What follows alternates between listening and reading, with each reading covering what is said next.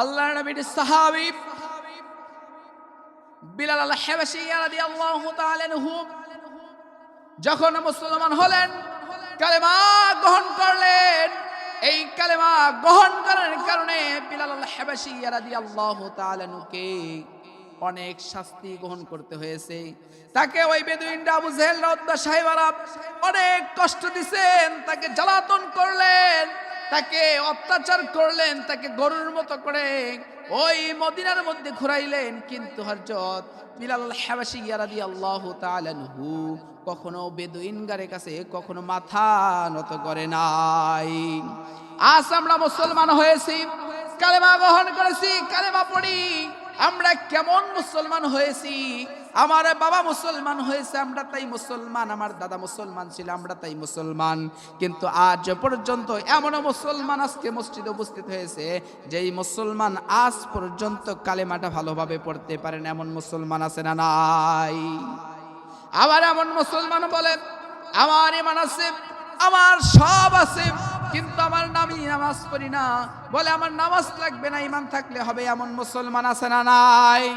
আমি তাদেরকে বলি ঈমান থাকলে হবে না, যার ঈমান থাকবে সে নামাজ থাকবে, আর যার নামাজ নাই তার ঈমান নাই। আবার যার না ঈমান নাই নামাজ আছে, ওই নামাজের কোনো মূল্য নাই। তাই আপনাকে নামাজও থাকতে হবে, ঈমানও থাকতে হবে। আর ঈমান এমনভাবে থাকতে হবে দুনিয়ার জিন্দেগিতে কেবলমাত্র ভয় করবে একজনকে, তিনি হলেন আল্লাহ। আল্লাহর নবীর সাহাবী বিলাল আল হাবশী রাদিয়াল্লাহু তাআলা আনহু যখন কালেমা গ্রহণ করলেন, কালেমা গ্রহণ করার কারণে যখন নবীজির মুখের মধুর কালেমা যখন গ্রহণ করলেন, ওই গ্রহণ করার কারণে আল্লাহর নবীর সাহাবী বিলাল আল হাবশী রাদিয়াল্লাহু তাআলা আনহুকে ওই আবু জেহেল উতবা সাহেবরা তাকে কষ্ট দেওয়া শুরু করলো, তাকে আঘাত করা শুরু করলো, তাকে ডাকতে বলে ও বিলাল আল হাবশী, ও বিলাল তুমি নাকি মুহাম্মাদের কালেমা গ্রহণ করেছো শুনলাম। আল্লাহর নবীর সাহাবী বিলাল আল হাবশী রাদিয়াল্লাহু তাআলা আনহু ডাকতে বলেন, হ্যাঁ আমি মুহাম্মাদের কালেমা গ্রহণ করেছি। আবু জেহেল উতবা সাহেবরা ডাকতে বলে, ও বিলাল যাও তুমি মুহাম্মাদের কালেমা ছেড়ে দাও, মুহাম্মাদের কালেমা ছেড়ে দাও। বিলাল আল হাবশী রাদিয়াল্লাহু তাআলা আনহু বললেন, না, আমি বিলাল যেই কালেমা গ্রহণ করেছি আমার জীবন চলে যাবে, আমার মৃত্যু এসে যাবে, মরণ হয়ে যাবে, আমি লাশ হয়ে যাব, কিন্তু ওই মুহাম্মাদের কালেমা কখনোই ছাড়ব না। ওই মুহাম্মাদের কালেমা আমি কখনোই ছাড়ব না। বিলাল আল হাবশী রাদিয়াল্লাহু তাআলা এর কথা শুনে আবু জেহেল উতবা সাহেব বললেন, তাহলে তো বিলালকে ছেড়ে দেওয়া যাবে না, কারণ এক বিলালকে যদি আজকে আমরা ছেড়ে দেই মক্কার মধ্যে, আমরা যদি এখন ছেড়ে দেই তাহলে এক বিলালের কারণে আজকে হাজার হাজার মুসলমান হতে থাকবে, মানুষ মুসলমান হতে থাকবে। তাহলে কি করা যায়? বলে বিলালকে শাস্তির ব্যবস্থা করো। বলে কি শাস্তি দেওয়া যায়? বলে সর্বপ্রথম একটা আমরা শাস্তি দেই, যেই শাস্তি দেওয়ার কারণে যেন বিলাল মুহাম্মাদের কালেমা ছেড়ে দেয়। বলে কি শাস্তি দেওয়া যায়? বলে বিলালের গলার সাথে রশি বাঁধো, আর আমাদের যে ছোট্ট ছোট্ট বাচ্চারা আছে তাদের হাতে ছেড়ে দাও, তাদেরকে বলে দাও তারা যেন সারা দিন ভর এই মক্কার মধ্যে তাই বিলালকে নিয়ে ঘোরায়, এই মক্কার মধ্যে যেন তারা বিলালকে নিয়ে ঘোরায়, বিলালকে নিয়ে যেন চতুর্দিক দিয়ে ঘোরায়, আবার যেন সন্ধ্যার দিকে ফিরে আসে। বিলাল আল হাবশী রাদিয়াল্লাহু তাআলা আনহুকে ওই মক্কার ছোট্ট ছোট্ট বাচ্চারা তার গলার একটা রশি বেঁধে দিলেন, আর ছোট্ট ছোট্ট বাচ্চাদের হাতে একটা রশি, সামনে এক রশির মাথা তাদের হাতে দিয়ে দিলেন। ছোট্ট ছোট্ট বাচ্চারা তো বুঝতে পারে না, তারা ছোট্ট ছোট্ট বাচ্চারা পুতুল মনে করে, তারা খেলা মনে করে, তারা নিয়ে দৌড়াদৌড়ি শুরু করে। বিলাল আল হাবশী রাদিয়াল্লাহু তাআলা আনহুর গলা ছিঁড়ে যায়, গলার চামড়াগুলো ছিঁড়ে সাদা চামড়া বের হয়, রক্ত পড়া শুরু হয়ে যায়। সারাদিন ঘোরানোর পর সন্ধ্যার সময় যখন নিয়ে আসে নেতাদের কাছে ছেড়ে দেয়, দেয়া বলে যে আমরা সারাদিন ঘুরেছি, এখন আপনাদের জিনিস আপনারা হাতে নিয়ে নেন। বিলাল আল হাবশী রাদিয়াল্লাহু তাআলা আনহুকে ঘুরায় ঘুরায় যখন আবার নিয়ে এসে আবু জেহেল উতবা সাহেবের কাছে দিলেন, দেওয়ার পরে বলে, ও বিলাল তুমি বলো এখন তুমি কি মুহাম্মাদের কালেমা ছাড়বা না?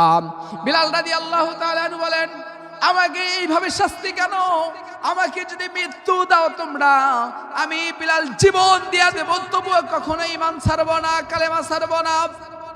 বিলাল রাদিয়াল্লাহু তাআলা আনহু বললেন, বিলাল রাদিয়াল্লাহু তাআলা আনহুকে আবু সেহলরা উদ্বাসারা বললেন, তাহলে তো এই বিলালকে ছেড়ে দেওয়া যাবে না, কি করো?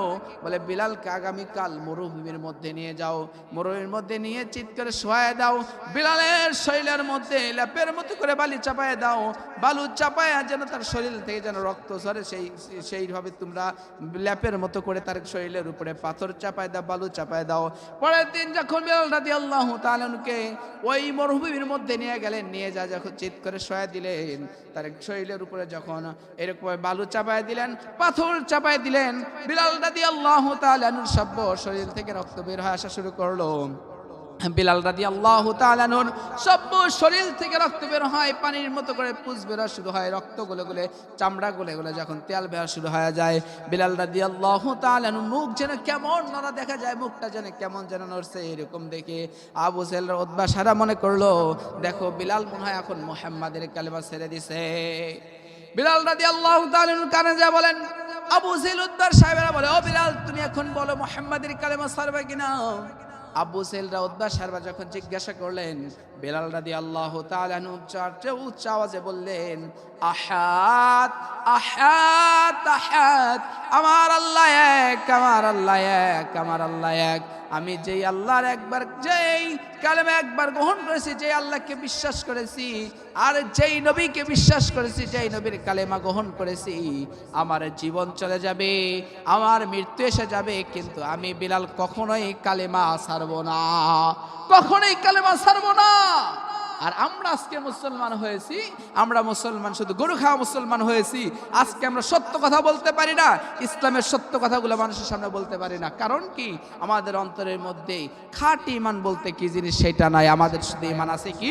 গরু খাওয়া মুসলমান আমরা হয়েছি, তেলে পিঠা খাওয়া মুসলমান হয়েছি, আমাদের ঈমান বলতে কি জিনিস সেটা নাই। যদি ঈমান থাকতো তাহলে আজ পর্যন্ত কোনো মুসলমান কখনো নামাজ ছেড়ে চাষটারে বসে থাকতো না, ঠিক কিনা বলেন? কারণ আজকে যদি আমাদের ঈমান থাকতো, একজন মুসলমান মার খায় আর একজন মুসলমান কখনো ঘরে বসে থাকতো না। আর আল্লাহর নবীর সাহাবীরা এই ইসলামের জন্য, এই কালেমা গ্রহণ করার জন্য একের পর এক শাস্তি তাদের ভোগ করতে হয়েছে। তারা জীবনটা আল্লাহর রাস্তায় দিয়ে দিয়েছে, তবুও কখনো কোনো কাফের কাছে মাথা নত করে নাই। আর আমার দেশের মুসলমানেরা 1 টাকার জন্য 5 টাকার জন্য যায়া মুসলমান হয় আর এক মুসলমানের কাছে মাথা নত করে, ইসলামকে তারা লুকানোর চেষ্টা করে, কোরআনকে লুকানোর চেষ্টা করে। আমি তাদেরকে বলে দেই, যারা ইসলামকে নিভাতে চাও, যারা কোরআনকে নিভাতে চাও, কোরআনকে বন্ধ করতে চাও, কোরআনের আইনকে বন্ধ করতে চাও, তোমাদেরকে বলি আবু সেহল উতবা সাহেবরা তাদের হায়াত পেয়েছিলেন 700 বছর, 1400 বছর, কারোর হায়াত ছিলেন 2000 বছর। এরকম হায়াত যারা পেয়েছেন, কারোর হায়াত ছিল 1000 বছর। হায়াত পাওয়ার পরেও তারা কিন্তু দুনিয়ায় থাকতে পারে না। তোমরা একদিন থাকবে না, কিন্তু কোরআন থাকবে, কোরআনের আইন দিয়েই বাংলার জমিন চলবে। তাই আমরা যারা এসেছি বসেছি, প্রত্যেকটা মুসলমানের, প্রত্যেকটা মুসল্লির কাছে দাবি আমরা যেন সত্য কথাগুলো মানুষের সামনে বলতে পারি, এবং সাহাবায়ে কেরামকে